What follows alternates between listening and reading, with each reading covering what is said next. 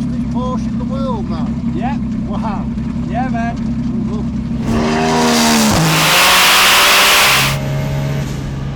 That's the most cars now ever made. Yes, guys, welcome back to the home of the world's fastest Porsches, proven.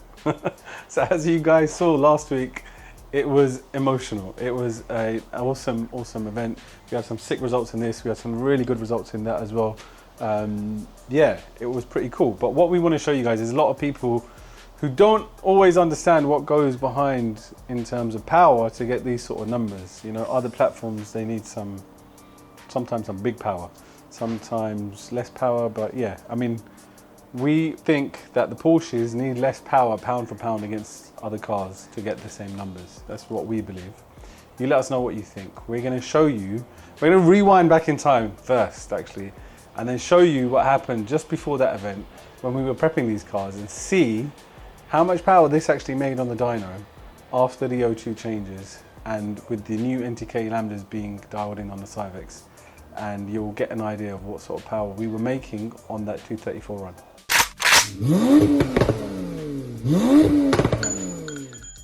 So guys, preparations are in place for race day on Saturday.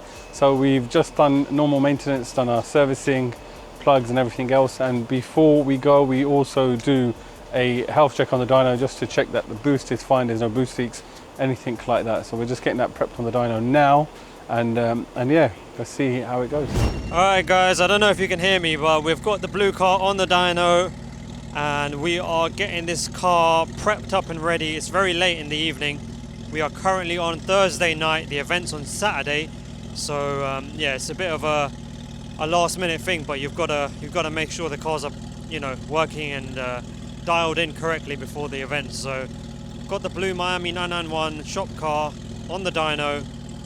About to do a first kind of pull and see how the car feels, and yeah, just see if the car's kind of ready. I think we're going to go through all the maps, obviously from I think map 2 to kill, which is I think 7. So yeah, let's see how this goes. Sorry if my filming's a bit off, but I'm looking at the car while filming. This thing sounds insane, man. Like the 997 sounds insane.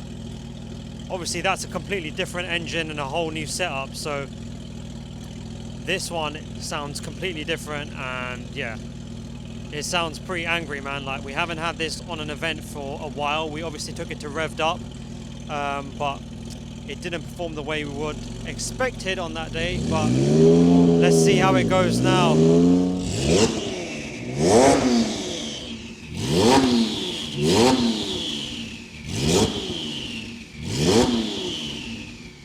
That thing sounds crazy. Turbo whistle whistling.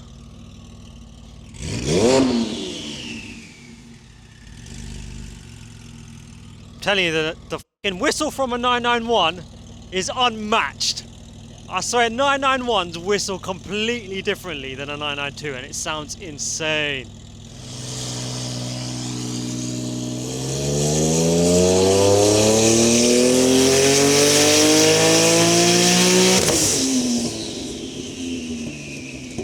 So that first run was map 1. Everything seemed fine. You saw a bit of smoke come out. That was obviously the first run, so it just needs to clear the system. And here we go for map 2, I think.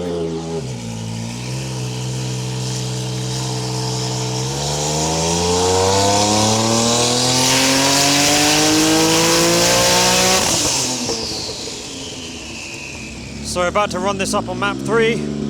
We just got more fuel put in. And yeah, let's see, map 3.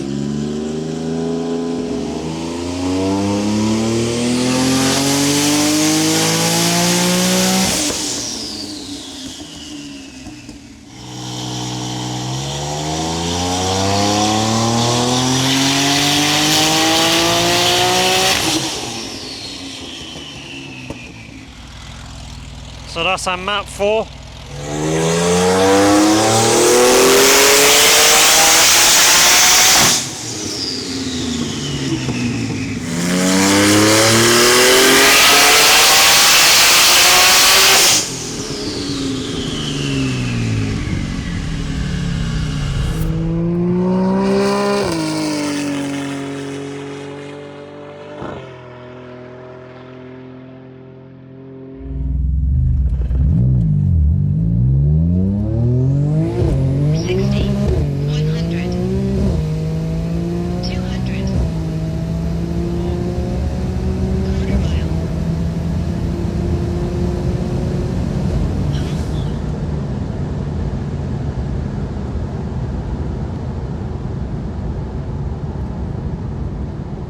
So guys, you just saw 214 mile an hour. That was the half mile 4-hour ES 1600 shop car. And as you can see, it was very, very quick in the splits as well. 200 to 300 flying. 4.3 seconds, which was again a personal best for that car. It just died a little bit right up top because of the aero and everything. It needed a bit more power. So the question is, what power was it actually making on that run? So the answer is there. 1,528 wheel horsepower and 1,100 foot-pound of torque. So not only was that run using boost by gear, so we weren't actually at that power level in each gear because it was torque controlled in each one. It was also ramping in the boost in the gears where that target was at the top. So it was managed all the way across the gears and the RPM. So it wasn't, you know, full boost straight away. And the reason we did that is we were trying to manage the car's traction and also just manage the temperatures of the car and keep it cool, keep everything safe and reliable while it's doing these multiple 210 mile an hour runs. And you know, yeah, it did succeed. We just needed to turn it up a little bit more to get more up top. And yeah, it would have been a 220 run.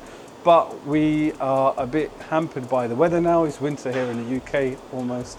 As you can see, it's pretty miserable, grey as always. But yeah, so we're going to wait till next year. But we know the car's got a 220 plus in there, and the setup, as you've seen, it just can go on and go on and go on.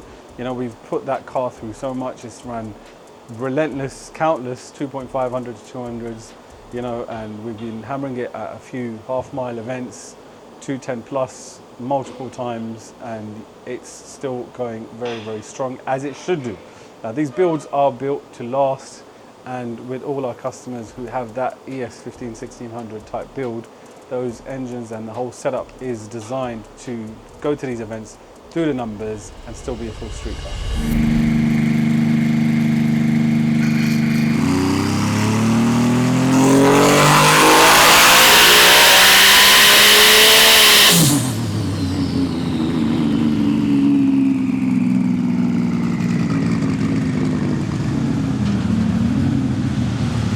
Sounds like it's struggling. The Emre's doing his thing in there. So this is down compared to the other lambda sensors because it's running super rich now. It's going to need to be recalibrated completely, take a lot more fuel out. But it's a good thing because then it shows that the car is actually going to make some solid power because it's got a lot of fuel. And yeah, so it's a good sign. But yeah, we'll recalibrate that and go again. That is mad! Wow! Bro, the car literally went like it was just taking off. That's mental! That's the difference in lambda sensing. It's like you got to 6K and it just went. It just went, yeah, bro. It looked like it took off. I see the dyno graphs just go up like a rocket. 0.8 bar. Wow, that's crazy. 0.8 bar. It's taking That is mental. Wow, fuel makes that much of a difference. Wait, check this out. I asked Emre, what's the difference? He goes, fuel. Oh, that is mental. That's some serious power, man. This car is making some jam now. Bro, listen, that makes such a big difference, man, just from the lambda. All he did was add fuel to it. The way it come in at like what? Yeah, like 6.5K. And the car just went up. It just literally blew up. You have to strap it down for it. That was mad. This will make 2,000 wheels. It'll make more than 1850 wheels. Wow. That's crazy. Bro, that's like 500 wheel horsepower difference from one truck to another. Yeah, literally. With 0.2 of a bar. That's insane. That's 0.2 of a bar. 0.2 of a bar, that's it. Man, we are going to be going for the dyno record now. Ramesh, what do you think? How much power are we going to make? 1950. 1940? 1950. 1950. Danny, how much power are we going to make? I would say 2036. 2036, that's it, get him in there. Ryan, how much? All the booths. Yeah. How much did you say? 1900 wheel for Ryan, okay. The fan, Dad, the front fan. Warm it up a bit. Warm it up a little bit, see what happens. Stand roll back, everything's loud.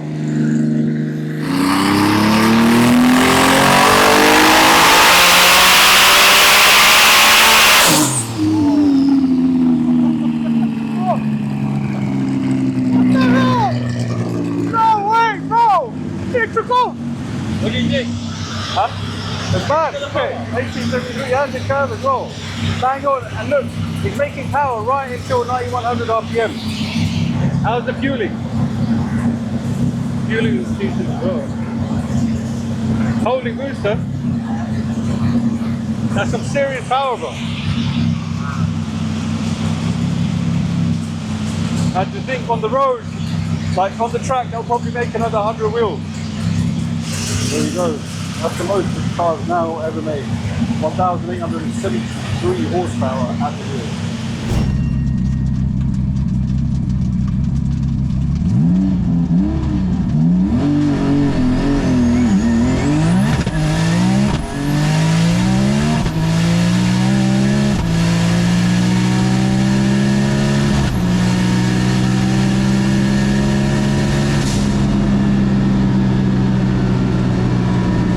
Okay, so guys, you saw what it made on the dyno. We didn't actually run that much boost, but we ran more than a 1750 wheel horsepower setup. And so we estimate that to be around about 1800 wheel horsepower is where we were at for that 234 mile an hour run. Also in the logs, on what happened was the 233 mile an hour run, the shifts were bang on point.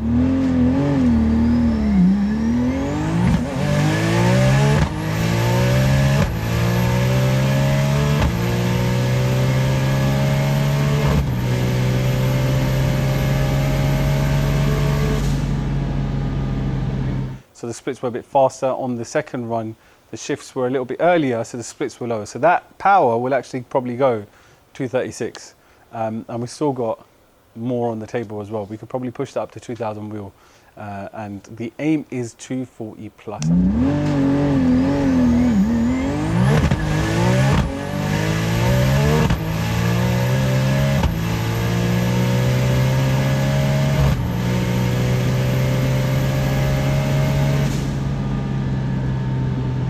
The question for you guys is, which other platform can go that fast with that much power? We're not over 2000 wheel yet. That was 1800 wheel, 234 mile an hour in the half, which, you know, still could be faster. We pretty much think that, like we said earlier, pound for pound, it's very difficult for the same power to beat a Porsche. Other platforms can make a lot more power, like, you know, almost double the power that we've got. And hence they are much faster in that respect. But let's compare apples to apples and pears to pears, as they say. So if there's anything out there that you guys think can match those numbers with similar power, then let us know below.